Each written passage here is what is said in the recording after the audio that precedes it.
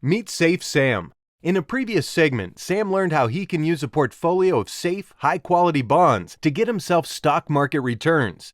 Since then, in his continued search to find ways to keep his money as safe as possible and get even further ahead, he's been reading and listening to much chatter about the new choices we have that can help lower the fees we're paying for the products and services we use.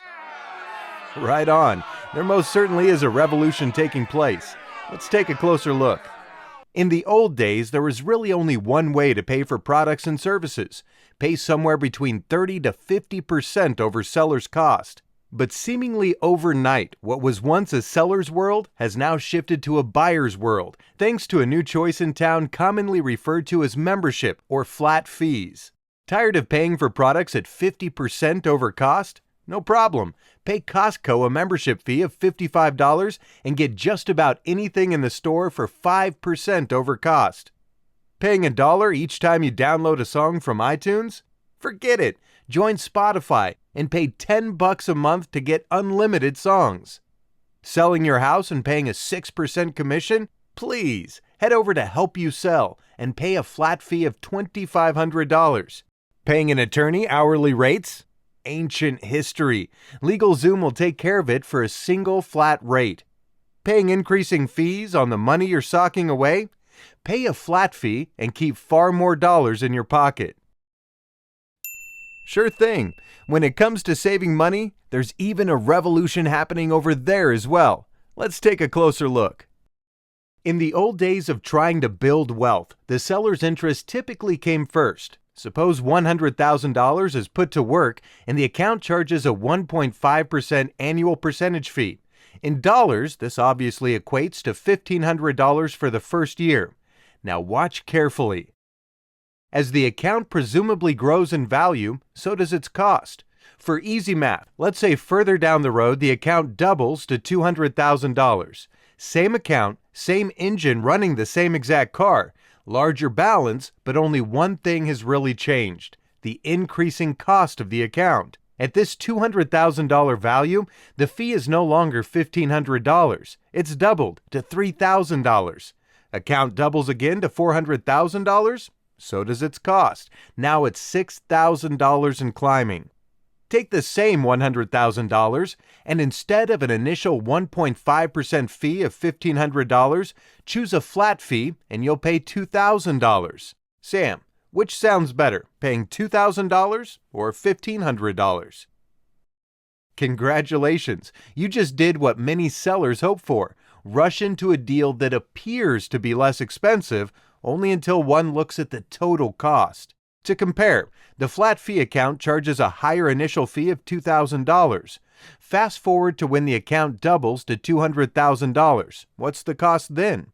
It's still the same $2,000 charged in the first year, not the $3,000 imposed as with the 1.5% fee. Account doubles to $400,000. What's the cost then? Right on. It's still the same $2,000, which is nearly 70% less than the $6,000 fee the 1.5% imposed. And it doesn't end there. As the account presumably grows in value, the flat fee remains level, while the percentage-based fee keeps getting more and more expensive. To summarize, instead of percentage-based fees that calculate costs on increasing balances, flat fee calculates its cost on the initial balance only and remains there for good, leaving more money with the buyer, not the seller. Make sense? Great! Now that we covered fee comparisons when putting away a lump sum of money, now let's look at the way things work when putting away consistent amounts of money over an extended period of time.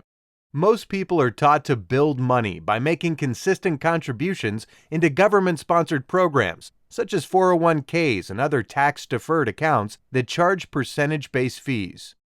As an example, suppose over a working career, a person contributes $1,000 a month into a government-sponsored plan. The account averages a 7% return and charges 1.5% per year, which is quite low compared to most plans. In the first year, suppose a total of $12,000 is contributed, and the account costs an initial annual fee of $180. As more money is put into the account, the percentage-based fee is once again calculated on the increasing balance. In the second year, the fee that was once $180 is now $360. 10 years out, the fee is $2,611. And if things work out, at the end of the building stage, the fee is $13,959. At that point in time, the account is worth $918,000, but should be worth $1,227,000. Where'd that money go? To fees and lost earnings, representing a 25% loss to the owner of the account. Ouch! Once the building stage is complete, it's then typically time to preserve and live off the account during retirement. As the account presumably generates earnings, each year the fee of $13,959 is deducted, and the remaining amount is used for income. Over the lifetime of the account, add it all up, and the grand total of all fees and lost earnings comes out to $727,770. Do you think that would have an effect on your retirement?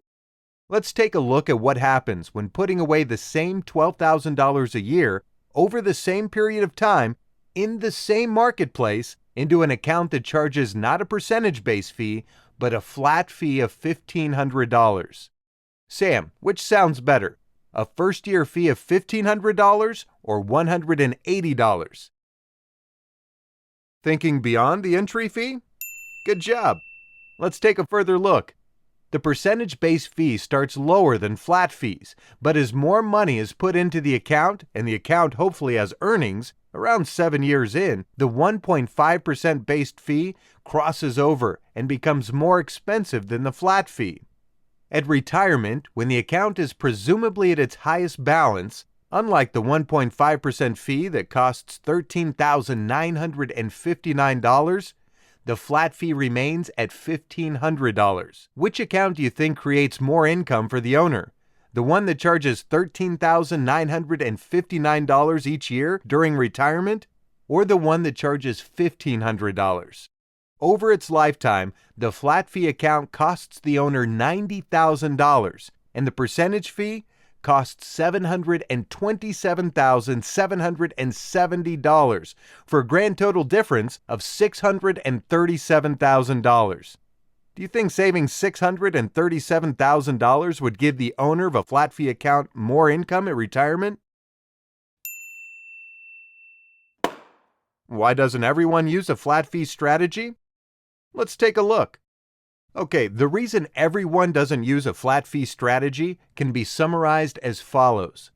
They most likely don't know it exists. They only look at the initial cost of entry and not the total cost. They have a belief that building money can be done over a very short period of time, and with this belief, a percentage-based fee would cost less than a flat fee account. And finally, they're asking advice from merchants that charge 50% over cost, whether or not they think paying Costco $55 a year to get things at 5% over cost is a good idea. In other words, those offering a conventional approach typically have no incentive to reveal ways consumers can help beat the system they're an active part of. Get it? Awesome. Want to learn more? We have additional content that can provide further insight into the subject of fees and more. If interested in learning more, be sure to contact us to receive more information. And in addition, please be sure to subscribe to our channel to continue learning more about ways to keep your money as safe as possible and still get ahead.